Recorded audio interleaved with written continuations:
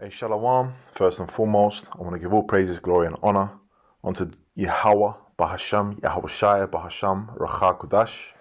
Double honors to the apostles and elders of great most honor rule well and lead the flock by example.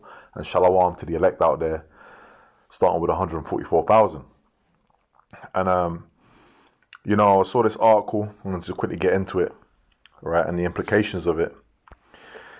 So this is on cointelegraph.com. Okay, which looks to be like one of these Bitcoin websites. It says, Derek Anderson, Chinese digital yuan CBDC used for first time to settle cross-border oil deal, which CBDC stands for Central Banking Digital Currency. So CBDC and de-dollarization saw major strides last week with the 1 million barrel deal on the Shanghai Petroleum and Natural Gas Exchange. The digital yuan has been used for the first time to settle an oil transaction. The Shanghai Petroleum and Natural Gas Exchange announced PetroChina International bought 1 million barrels of crude on October the 19th. Now, the world reserve currency for the longest has been the US dollar. They call it the petrodollar. Transactions for purchasing crude oil, to be purchasing oil in the world internationally, has been used, predominantly through the dollar. But now you have what's called the BRICS nations, okay, headed by the major front runners are Russia and China. You got Brazil, South Africa, India, and other nations that want to join the BRICS. And what they're pushing, okay, is an alternative, man. Basically, a counter to the American dollar and the American power structure, okay, because that's you got EU and NATO was basically spearheaded by America, all right? And, America has a hegemony. In fact, let me type that word in. Hegemony, right? If I'm saying that right. It says leadership or dominance, especially by one state or social group over others, which is to lead. America's the leader. America's got the hegemony for a long time. But now you got other superpowers coming up against them. And you even got smaller nations pursuant to what? The prophecy in Joel. Let's read that.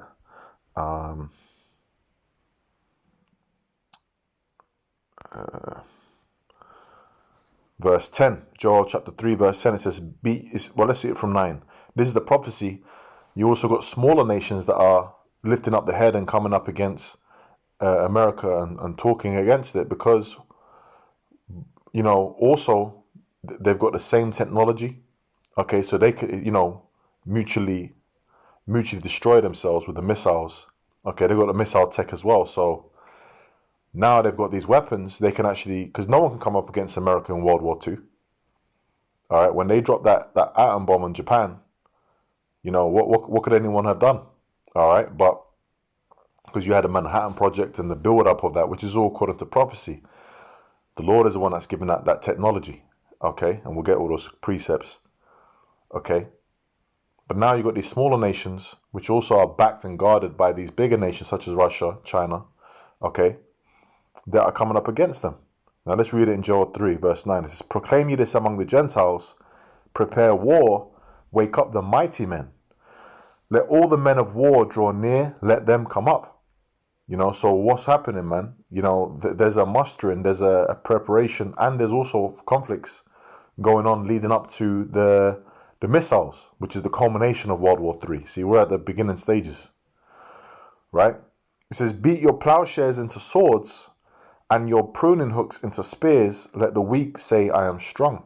So these weaker nations at one point are now saying they're stronger nations. Okay, what does it mean to beat your plowshare into a sword? A plowshare is a farming tool. It's something you do to build up your farming, But a sword is a killing instrument. It's for war. Okay, so now these nations, whether they're being, funded and helped by these other bigger nations with the technology, all right, are being given what? Defense missile systems, nukes, all right. And that's changing things on the world stage, man. America's not being able to move the way that they have been moving, as the hammer of the earth, okay, up until that time. All right, and that's part of the downfall of Babylon, which is America, okay, which is in the scriptures. Now, it's becoming a weakened country. Now, I quoted a scripture saying that the Lord is the one that gives them the technology. Let's quickly prove that. This is Isaiah chapter 54, verse 16. Behold, I have created the smith that bloweth the coals in the fire, and that bringeth forth an instrument for his work, and I have created the waster to destroy. So, the missiles, okay, Esau saw these blessing that was given to him. All right, all these military tech has been given to him. Okay, you got Russia on one side, which are Edomites, and you got America on the other side, which are Edomites. And the Lord said, if a kingdom be divided against itself, how shall that kingdom stand? You're going to have World War III, according to biblical prophecy. All right, the scriptures, I'm going to read that in a second. Right? So the Lord is the one that created the smith that bloweth the coals in the fire. What's a modern day smith? You got these engineers and scientists working in these factories and labs, okay, for the military and creating these things. All right. Now let's go from there to Revelation. Where are we at now? Right. Bear with me. Revelation 11 and 14. The second woe is past, which the scriptures talk about 3 world wars. Okay, World War I is covered in predominantly in Revelation the 9th chapter, right? The second woe is past, and behold, the third woe cometh quickly. So we're in the time. The second world war is past, right? The time that we're in now, we're in the time of the third woe, which is the Third World War. All right, and the end of that war is going to be the missiles that are going to be shot. Okay, nuclear war. Okay, according to biblical prophecy, and the return of the Messiah, our Lord Yahushua, coming with the angels in the heavens, man, through the so-called UFOs or UAPs as Esau calls them, but we know them to be the chariots of the Lord, the vehicles in which the angels are coming. All right, now let me quickly jump to Revelation 9, since I mentioned it.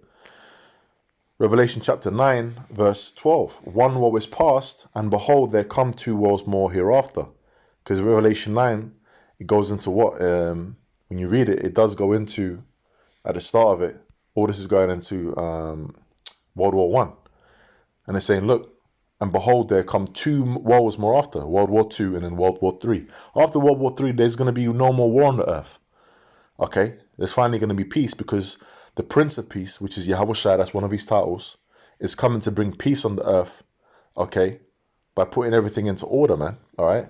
The man of sin, the man of that took peace from the earth, pursuant to Revelation 6 and 4, the red horse, Esau, is going to be removed from power, and there's going to be no need for war anymore. The Israelites are going to be, we're going to have complete control, all right? It's going to be our kingdom. We're going to have complete control and dominion forever. All right, there's going to be no need for war. No one's going to be coming up against us. Judgment is going to issue out for heathens that break the law, because we're not going to break the law. We're going to keep it perfect, pursuant to Hebrews the 8th chapter. Okay, the heathen are going to break the law, and we're going to judge them for that, according to the law. But other than that, man, there isn't going to be no war or this country invaded that. None of that. Okay, the Lord set boundaries and borders, man. All right, even these different nations, they have their own land. They had their, which the earth is given to us, because it's given unto Yahushua. But they're going to have their little plots. Okay, they're going to have, as long as they follow our ways, pursuant to Isaiah the 2nd chapter, they're going to be okay. And they're going to have to be tribute to us.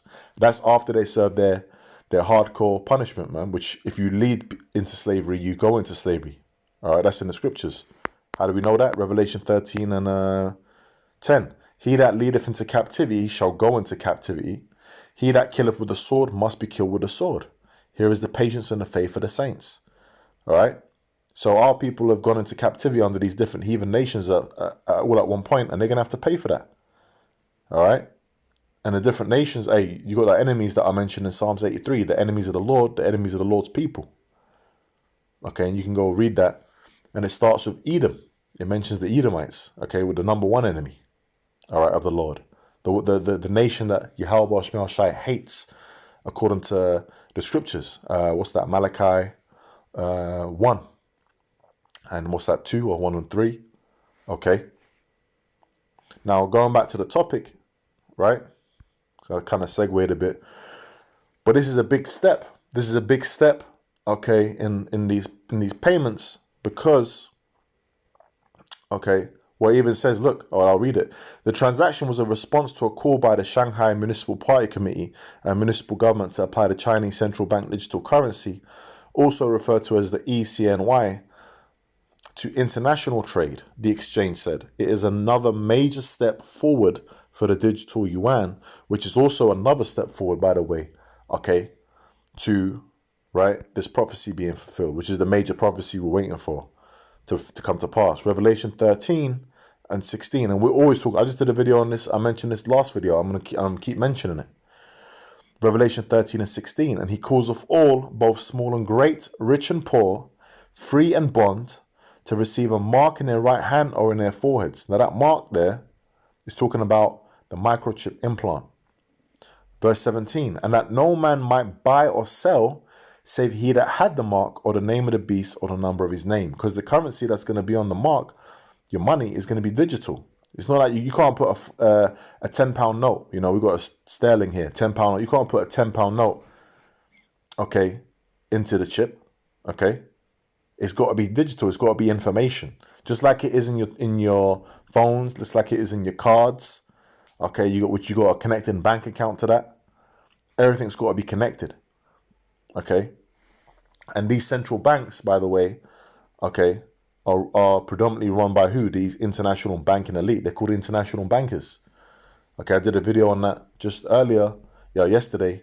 Forgive me, I did it yesterday about what Aaron Russo speaking about Nicholas Rockefeller, and he was saying all these different central bankers, you know, the English bank, the Federal Reserve, the Italian bank, whatever, you know, German banks, they're all owned by these international banking elite, these aristocrats, these elite families, these international banking businessmen families that are pretty much running the world, man. Okay, and we know them to be who? The Edomites. Biblically, that's their nationality. All right, and this is all playing into prophecy. So you're not going to be able to buy or sell unless you've got that chip. That's what this man is pushing. All right, when he pushes this mandatory, when he starts to bring this chip out and deceive the majority of the people are going to go and take it, just like they did with the trial run with the Vicky Venom back in early 2020. That wasn't not too long ago, man. And look how people flocked to get it, man. All right. Now you had some people that didn't take it, and you're going to have resistances to the mark as well. You know, you got people over there in you know, that are even trying to they know what it is and they try and resist it. But look, ultimately, man, you know, you got to be of the elect to be saved. All right, and to come out of that time of temptation and pull through it. You know, that's pursuant to Revelation 3 and 10. The Lord is going to be with his elect. All right, so this is just another step towards it, man. Things like this. So we're going to see how that's going to play out, because America has to make a response to this, man. You know, because economy is a big factor in war. You know, so with that, man, I'm going to say, you know, Lord willing, this was an edifying lesson in the spirit and power of Yahweh Shai, B'Hashem Makakadash. Okay, with that, man, shalom. Shalom to the elect.